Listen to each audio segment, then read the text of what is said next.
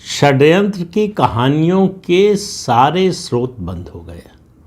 जो फैक्ट्री चल रही थी एक तरह की, नए नए षड्यंत्र की कहानियां आ रही थी, वो उन सब पर विराम लग गया।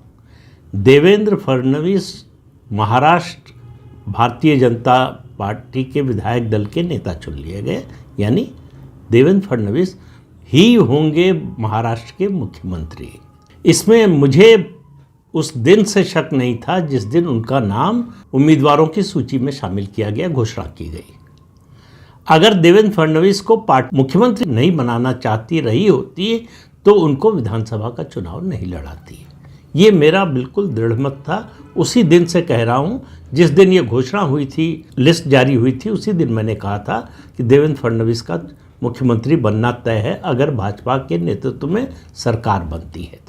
इसमें केवल शक केवल इतना था कि भाजपा सरकार बनाने की स्थिति में होगी कि नहीं। और 132 सीटें आने के बाद जो लोग ये कह रहे थे कि देवेंद्र फडणवीस मुख्यमंत्री नहीं हो सकते हैं या भाजपा का मुख्यमंत्री नहीं हो सकता है, उनके दिमाग पर, उनकी राजनीतिक समझ पर मुझे तरस आता है। तो समंदर लौट कर आ गया है, और लौट कर आया बात सिर्फ इतनी नहीं है, तमाम जो सपनों के महल थे उन सबको बहा कर ले गया। उद्धव ठाकरे को और उनकी पार्टी के नेताओं को बड़ी उम्मीद थी, और उनके जो खास सलाहकार हैं, भगवान किसी को ऐसा सलाहकार न दे, संजय राउत पूरे महाराष्ट्र में और पूरे देश में कहते घूम रहे थे मीडिया के माध्यम से, शिवसेना का मुख्यमंत्री बनेगा, उद्धव ठाकरे को मुख्यमंत्री बनाएंगे। उद्धव ठाकरे की पार्टी को 288 में से सिर्फ 20 सीटें मिली। शिवसेना का ऐसा खराब प्रदर्शन कब था, ये ज़रा दिमाग पर बड़ा जोर डालना पड़ेगा कि जब उसका गठन हुआ था उस समय उसकी क्या स्थिति थी, वो मुझे याद नहीं है।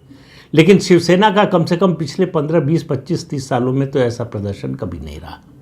ये उद्धव ठाकरे का अर्जित किया हुआ है, ये उनकी असल में राजनीतिक कमाई है।